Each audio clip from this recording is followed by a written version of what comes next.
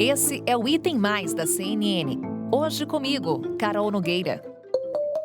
Ricardo Vélez Rodrigues tomou posse nesta terça-feira, dia 1º, como ministro da Educação. O presidente Jair Bolsonaro deu posse a toda a equipe ministerial logo após receber a faixa presidencial no Palácio do Planalto. O novo ministro é colombiano, naturalizado brasileiro. Eu estou saindo do MEC e eu vou começar a transição agora. Abraham Weintraub não é mais ministro da Educação, agora oficialmente. Breaking news agora com o nome do novo ministro da Educação, Carlos Alberto Decotelli. O presidente Jair Messias Bolsonaro acabou de anunciar, inclusive nas redes sociais, informa a nomeação do professor Carlos Alberto Decotelli da Silva para o cargo de ministro da Educação. Decotelli não assumirá mais o Ministério da Educação. Olha aí, prepara a carta de demissão a Bolsonaro por causa dos impasses envolvendo aí, o currículo de Decotelli. Vários impasses, inclusive em relação a pós-doutorado, a denúncias de plágio durante o mestrado. Agora, em postagem do presidente Jair Bolsonaro, Milton Ribeiro é, portanto, o novo ministro da Educação. Depois de quase um mês desde o anúncio da demissão do ex-ministro da Educação, Abraham Weintraub, em 18 de junho, o Brasil voltou a ter um comando efetivo no Ministério da Educação. A posse do novo ministro, Milton Ribeiro, foi nesta quinta-feira, dia 16 de julho. Ele é o quarto ministro da Educação de Jair Bolsonaro em pouco mais de um ano e meio de governo. Para a gente se lembrar, o presidente Jair Bolsonaro tomou posse em janeiro de 2019, assim como seu ministro, Ricardo Vélez Rodrigues, que não durou 4 meses no comando da educação. Vélez Rodrigues, você vai lembrar, é aquele ministro que pediu, por exemplo, que escolas filmassem alunos cantando o hino nacional. Depois, ele voltou atrás. Vélez Rodrigues ficou no cargo até 8 de abril do mesmo ano.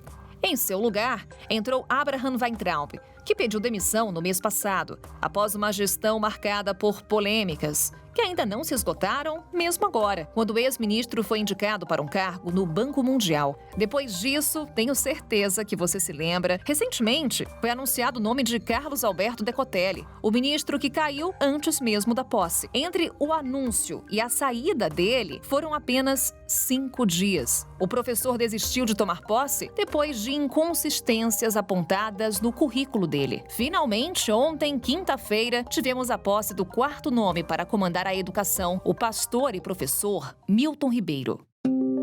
No Item Mais de hoje, a gente vai falar um pouco sobre essa novela do Ministério da Educação durante o governo Bolsonaro. Na primeira parte da conversa, eu falo com o analista de política da CNN, Igor Gadelha, que acompanha de perto os desdobramentos. Igor, hoje estamos eu e você estreando aqui no Item Mais. Muito obrigada por topar encarar esse desafio comigo. Bem-vindo. Obrigado, Carol. Contem sempre comigo. Bem, Igor, vamos lá então. Analisar um pouquinho quem é Milton Ribeiro. Conta pra gente como se deu essa escolha do presidente Jair Bolsonaro pelo nome dele. Olha, Carol, Milton Ribeiro, ele é um pastor, ele é evangélico, presbiteriano, que é uma ala do protestantismo, da igreja evangélica, que é considerada pelos outros evangélicos como uma ala, digamos, mais progressista, da religião. Ele é de São Paulo. O nome dele, Carol, foi levado ao presidente Jair Bolsonaro pelo ministro da Justiça e da Segurança Pública, André Mendonça, que também é evangélico e presbiteriano. Os dois se conheciam ali da igreja. O ministro André Mendonça levou esse nome até outros ministros do Palácio do Planalto, que gostaram e resolveram ali bancar ao presidente Jair Bolsonaro. Um dos ministros que ajudou o André Mendonça a levar o nome de Milton Ribeiro foi o ministro Jorge Oliveira, da Secretaria-Geral da Presidência, que é um dos ministros mais próximos do presidente. E aí, digamos, então, essa ala jurídica do governo conseguiu emplacar o nome de Milton Ribeiro ali para o presidente Jair Bolsonaro. Agora, engana-se quem pensa, Carol, que por ser evangélico, o Milton tem aí aval de todos os evangélicos. Houve uma disputa na chamada bancada evangélica aqui no Congresso Nacional. Por exemplo, o deputado Sóstenes Cavalcante, que é ligado ao pastor Silas Malafaia, e outros parlamentares evangélicos estavam defendendo o nome do reitor do Instituto Tecnológico de Aeronáutica, o ITA,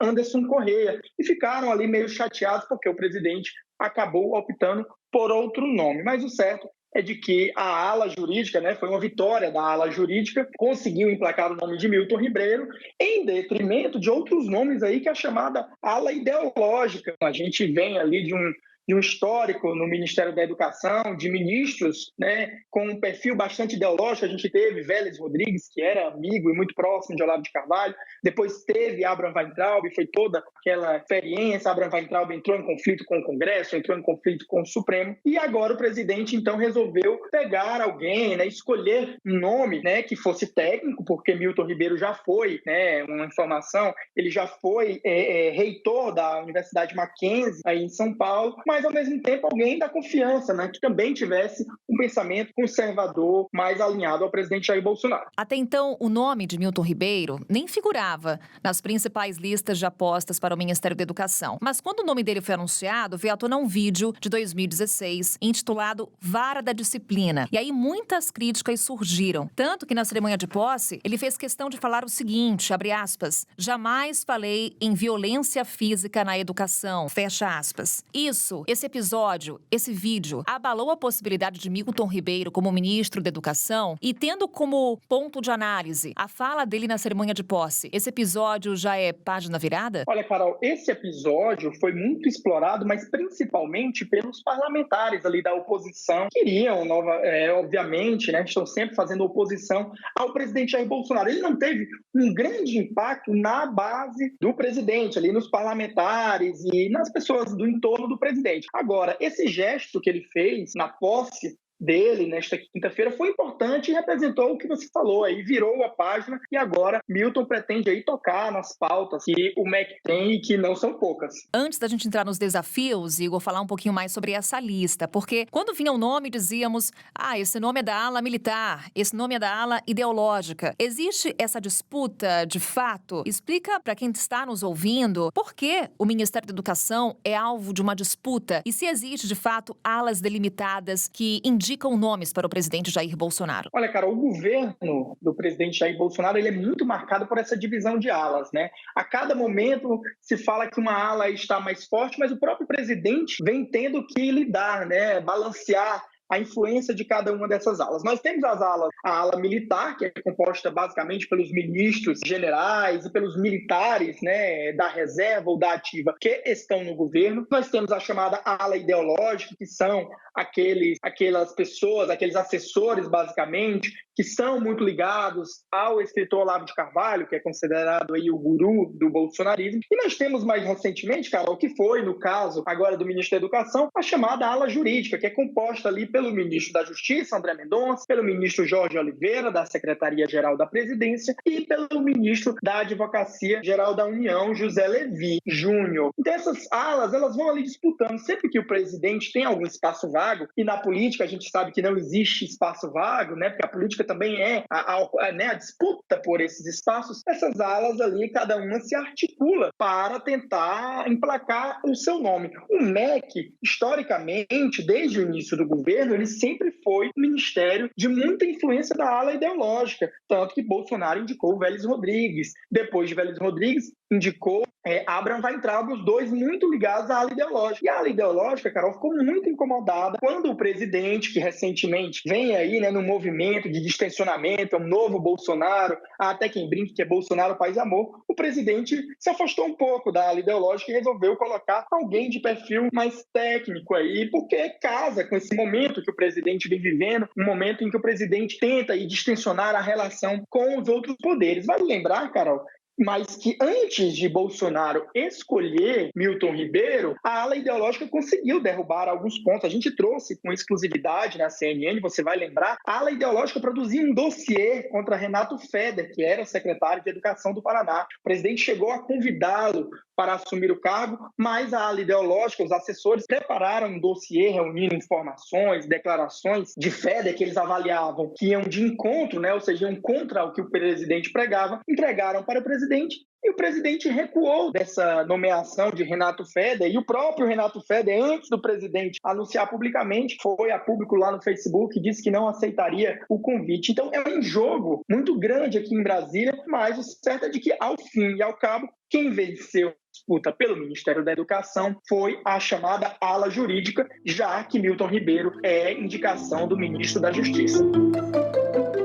Vamos traçar aqui um histórico do Ministério da Educação na gestão Bolsonaro e, por favor, Igor, me corrija caso eu cometa aqui algum erro, já que você acompanha muito de perto o Ministério da Educação. Bem, desde que Jair Bolsonaro tomou posse, temos de janeiro a abril o comando de Ricardo Vélez Rodrigues. Uma gestão breve, portanto, apenas de janeiro a abril. Depois, tivemos Abraham Weintraub, que ficou no cargo de abril do ano passado a junho desse ano e, como você já destacou pra gente, acabou deixando o Ministério após polêmicas. Tivemos também Carlos Alberto Decotelli, aquela passagem relâmpago, ministro nomeado, mas que nem chegou a tomar posse. E agora, então, Milton Ribeiro, tomando posse, é o novo ministro da Educação. Igor, MEC é uma pedra no sapato de Jair Bolsonaro? Olha, Carol, eu diria que foi durante o início do governo, porque ele teve muita dor de cabeça no Ministério da Educação, junto com o Ministério da Saúde, né, que até ainda está uma situação a ser resolvida. Mas vale lembrar, ali no começo, o Vélez Rodrigues acabou caindo por uma pressão muito forte da ala militar. A ala militar estava bastante incomodada com as declarações de Vélez Rodrigues, achou que Vélez Rodrigues não estava entregando, porque vale lembrar, o Ministério da Educação é um dos principais orçamentos da União. E, para além do discurso ideológico, existem muitas ações do Ministério. O Ministério tem que cuidar da educação básica,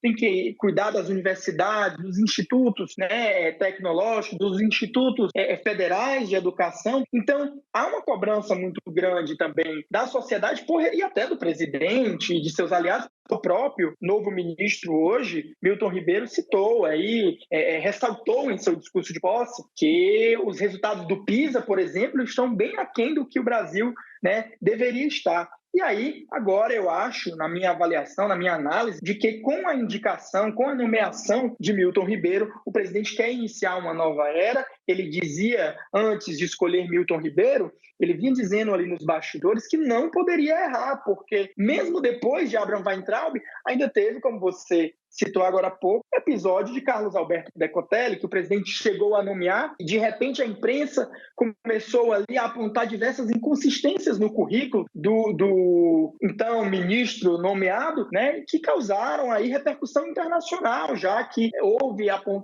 foram apontadas inconsistências no pós-doutorado dele, que ele tinha feito na Alemanha, no doutorado que tinha feito na Argentina. Então, assim, teve uma repercussão muito grande dentro e fora do Brasil, e o presidente dizia, na próxima escolha eu não posso errar, porque a imagem do principal ministério, digamos, junto com o Ministério da Saúde e o da Economia, o Ministério da Educação é a principal pasta aí do governo e onde se olha muito, até eleitoralmente falando, Carol, lembrando que o presidente pode disputar a reeleição em 2022, os resultados da educação são muito cobrados quando você vai para uma campanha eleitoral. Igor, falando um pouquinho de futuro, então, do Ministério da Educação. Resumindo, na sua avaliação, principal desafio nesse momento de Milton Ribeiro? Olha, Carol, nesse momento, aí, digamos, no curto prazo, o principal desafio dele vai ser a aprovação do novo Fundeb, que é o Fundo de Manutenção da Educação Básica no Brasil. É o fundo que é usado por estados e municípios para bancar a educação, os custos da educação aqui no Brasil. O presidente da Câmara, Rodrigo Maia, marcou a votação de uma proposta de emenda à Constituição que prorroga a vigência desse fundo. Maia marcou a votação dessa PEC para a próxima semana. Essa PEC já vem sendo discutida há muitos meses lá no Congresso Nacional. Por quê? Porque a validade desse fundo ela acaba agora dia 31 de dezembro deste ano. Então o Congresso precisa votar isso, para não correr o risco de o fundo perder a validade, e aí como é que ficariam as prefeituras e os governos para financiar a educação. Essa votação está marcada para a próxima semana. Milton Ribeiro, como eu noticiei aqui na CNN, antes mesmo de tomar posse, ainda nesta quarta-feira, ele participou de uma reunião no Palácio do Planalto com o ministro Paulo Guedes, com o ministro Luiz Eduardo Ramos e deputados, inclusive deputados da oposição, para tentar negociar ali o texto que irá à votação. A questão, Carol, é que técnicos do Ministério da Educação até concordam, acham que o texto que a Câmara construiu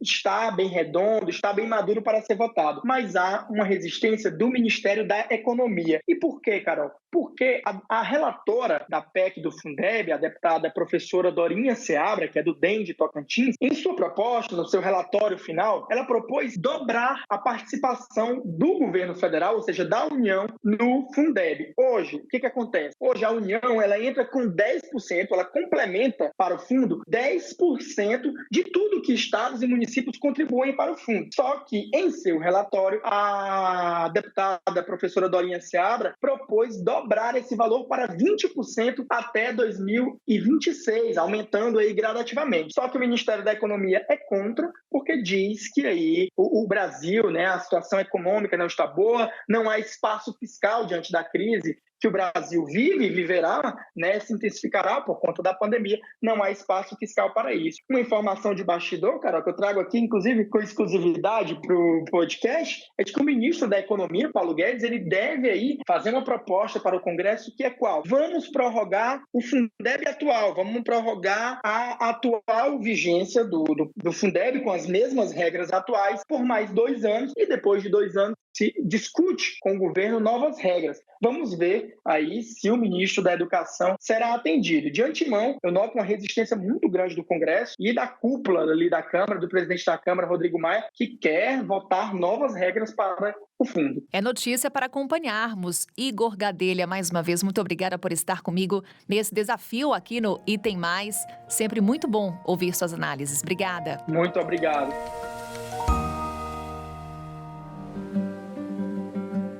Na segunda parte do nosso episódio, a gente vai conversar com o diretor de políticas educacionais do Todos pela Educação, Olavo Nogueira Filho. Olavo, muito obrigada, seja muito bem-vindo ao Item Mais. Olá, Carol, obrigado pelo convite. Bem, Olavo, antes de começarmos nossa conversa, eu queria só trazer alguns números para quem está nos ouvindo, porque é importante entender a dimensão da educação no Brasil. Segundo o MEC, são 48.600.000 alunos, 2.200.000 professores e 181 mil escolas. Dessas, mais de 77% são da rede pública. Como na cerimônia de posse acompanhamos a fala do presidente Jair Bolsonaro, trata-se de um ministério com muitos desafios e muito complexo. Quais são os principais desafios nesse momento, nesse mundo de pandemia? Tentando abordar de maneira resumida, mas o desafio imediato, que tem que estar na primeira linha da ordem do dia do novo ministro, e eu acho que pela manifestação dele hoje isso parece estar bastante presente no seu pensamento, que é o desafio de restabelecer o diálogo e as pontes com os atores institucionais, fundamentalmente os atores que implementam a política educacional no Brasil. No caso do ensino superior, as universidades, e no caso da educação básica, os estados e os municípios, né? O ministro ele herda um Ministério da Educação muito enfraquecido, com baixíssima credibilidade e com a sua legitimidade muito arranhada, em função do que o agora ex-ministro Abraham Weintraub deixou, né, de legado, né? A gestão dele, não precisa entrar muito no detalhe aqui, acho que todo mundo sabe, fez no Ministério da Educação um palanque de guerra cultural, guerra ideológica, e que deixa aí um desafio muito grande de restabelecer as pontes, né, que foram em grande medida implodidas pelo ex-ministro. Agora, tem 2 pontos de atenção no enfrentamento desse desafio que eu queria ressaltar aqui antes de passar para o segundo bloco de desafios, que são os seguintes. Primeiro, a falta de experiência com política pública educacional que o ministro Milton Ribeiro traz é um ponto a ser observado, né? É um ministro que, pela sua trajetória, não conhece o debate, não está imerso no debate educacional, principalmente no debate educacional da educação básica, não conhece ainda as principais questões, onde a coisa pega, quais são os históricos, o histórico dos avanços nos últimos anos. Então, ele terá que ser muito bem assessorado aqui para poder enfrentar esse desafio imediato de restabelecer as pontes com os atores chaves. E um segundo ponto de atenção, que eu acho que traz um desafio adicional, que é nessa missão do ministro, são as recentes nomeações feitas para o Conselho Nacional de Educação, inclusive no mesmo mesmo dia da nomeação do próprio ministro, então ele sequer foi ouvido, né, sobre essas nomeações, mas que trazem um desafio adicional quando o esforço é estabelecer as pontes com os estados e municípios, que é o fato dessas nomeações não trazerem nenhum representante dos estados e municípios para a composição do Conselho Nacional de Educação ao longo dos próximos 4 anos. No passado recente, Carol, isso não foi observado, até porque é um tanto quanto contraditório, né, um Conselho Nacional de Educação que estabelece uma série de regras e normas para a educação básica, não ter representantes dessas instituições ali no Conselho. No momento em que o esforço é de reconstruir as pontes, avançar nesse caminho certamente não vai ajudar, então aí está mais um ponto de atenção para o ministro. Então esse desafio imediato, Carol, acho que precisa ser estabelecido. Entrando aqui nos desafios de curtíssimo prazo, de novo eu ressalto aqui como desafios emergenciais, acho que são 2. O primeiro é o enfrentamento da pandemia, né? E aqui acho que o ministro, se de fato tem como objetivo a melhoria da educação brasileira, focar nos resultados que a gente precisa alcançar, será preciso uma inflexão muito radical do ponto de vista da atuação do Ministério no sentido de apoiar as redes de ensino, estados e municípios, de novo, no enfrentamento da crise. Você colocou, Carol, no começo, os números da educação brasileira, que são gigantes. E para além desse gigantismo, a gente tem que lembrar que a gente está num país federativo, né, e num país muito desigual. Um país com condições como essas precisa ter no Ministério da Educação um papel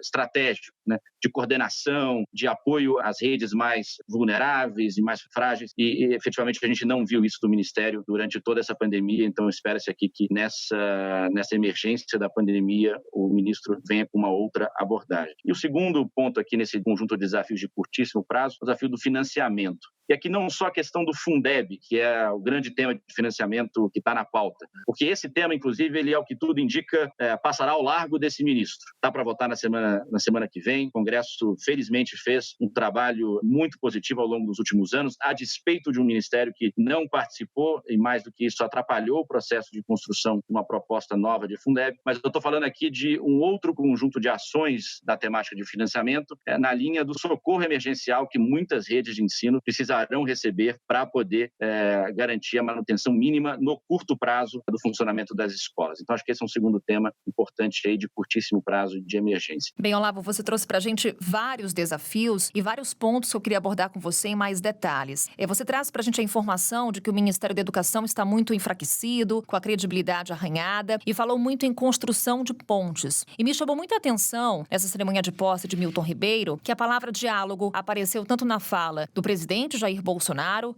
quanto na fala de Milton Ribeiro. O quão é importante o diálogo para essa pasta? E, principalmente, faltou o diálogo em gestões anteriores? É positivo que sinalizem isso no discurso, mas enquanto o discurso não sair do discurso e para a prática, ele é apenas um discurso, né? Cabe a gente lembrar aqui que o próprio discurso de posse do ministro Abraham Weintraub também falou de diálogo, porque ele vinha ali herdando uma gestão curta, né, do ex-ministro Vélez Rodrigues, que também teve inúmeras dificuldades de articulação com as redes. Então, é positivo que no discurso isso apareça, mas é preciso, de fato, ações práticas, né? Por isso que muita gente da comunidade educacional, de novo, de diversos espectros políticos, tem batido muito nessa tecla. A importância do diálogo não é no sentido de que não tem que mudar nada, a gente tem que ficar só conversando. Muito pelo contrário, assim, tem muita coisa para mudar, né? E é preciso ser assertivo, é preciso fazer a coisa, de fato, avançar. Mas a gente não pode confundir assertividade com truculência, né? Com falta de articulação. Então, essa mudança precisa ocorrer. O Ministério da Educação precisa entender que num país como o Brasil, de novo, federativo, em que a gestão das redes de ensino, no caso da educação básica, estão com os estados e municípios, quem implementa a política educacional são os estados e municípios. Se você não chamar esses atores para a construção conjunta, para a implementação conjunta, a coisa não chega na sala de aula. E aí há muitas políticas na gestão do PT que mostram isso, inclusive. Quando a coisa foi muito centralizada, sem envolvimento dos atores que a implementam, a coisa dificilmente chega. É o mais Brasil, menos Brasília, que o governo, desde a plataforma eleitoral, tem dito que fará. Infelizmente, na educação, até agora o que a gente tem visto é o contrário disso. Para a gente encerrar, então, você já demonstrou aqui preocupação com relação ao nome de Milton Ribeiro, já que ele não está imerso no debate educacional. Foi a informação que você trouxe durante a nossa conversa. Queria, então, uma conclusão sua, de futuro, de uma projeção para os próximos passos do ministro, qual que é a sua expectativa e qual que é a expectativa de quem trabalha com a educação com relação ao nome de Milton Ribeiro? Olha, o fato de você não ter experiência na área, na educação, não necessariamente é uma questão que determina o futuro do trabalho. A gente tem experiências recentes que mostram que mesmo um ministro que não tem tanta trajetória na área, desde que ele consiga estabelecer uma boa equipe que entende de política pública educacional, é possível avançar. A chave aqui é um time que entenda muito de política pública educacional, não apenas de educação. Porque às vezes há uma confusão das pessoas. Eu tenho um doutorado em educação, então ele entende de educação. Pode até entender de educação, mas de política pública educacional muitas vezes é outra coisa. É entender como é que você faz para formular bem uma política que sai do Ministério da Educação e efetivamente chega na ponta. Você entender efetivamente como é que você implementa uma política educacional a partir do Ministério da Educação, de modo que, de novo, chegue na ponta. É você entender o papel do Ministério da Educação num país continental, federativo e muito desigual. Esse conhecimento o ministro não tem. De novo, se ele se cercar de pessoas que entendem disso, conhecem bem, conhecem o debate, conhecem os atores, acho que aí ele pode ter algum sucesso. Mas a questão-chave, Carol, na linha do que você provocou, né, da projeção, é entendermos se de fato é um ministro que tem um mandato para, de fato, melhorar a educação brasileira. É esse o objetivo central, né? Porque o que a gente viu na gestão do ex-ministro Weintraub foi algo oposto, né? Ali estava muito claro que o objetivo principal da sua gestão não era melhorar a qualidade da educação brasileira, era outra coisa. De novo, entender o Ministério como uma ferramenta para travar a guerra cultural, a guerra ideológica. O que não significa aqui, até para ser bastante preciso com os termos, a crítica não tem que ser o governo é ideológico. Todo governo é ideológico, né? A crítica aqui é no sentido de ser um ministério que, pelas mãos de Weintraub, ou utilizou para travar uma guerra ideológica. Aí está o problema, né? Porque ideologia em si não é, acho que, o problema. Então, acho que tudo depende de qual é o objetivo, de novo, e qual que é o grau de liberdade mesmo que o ministro vai ter, né?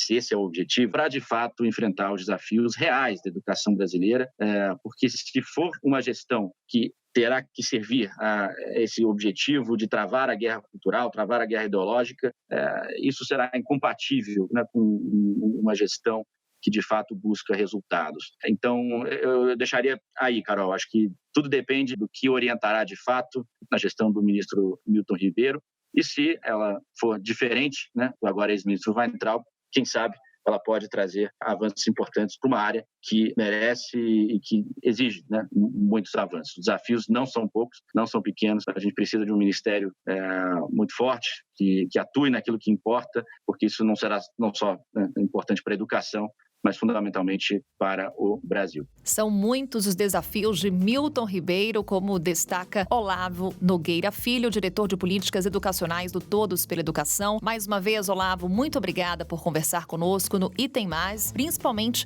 com um assunto tão importante que é esse, educação. Obrigado, Carol. Ficamos à disposição. Até uma próxima, Olavo. Obrigada. O Item Mais de hoje, falando sobre educação, fica por aqui.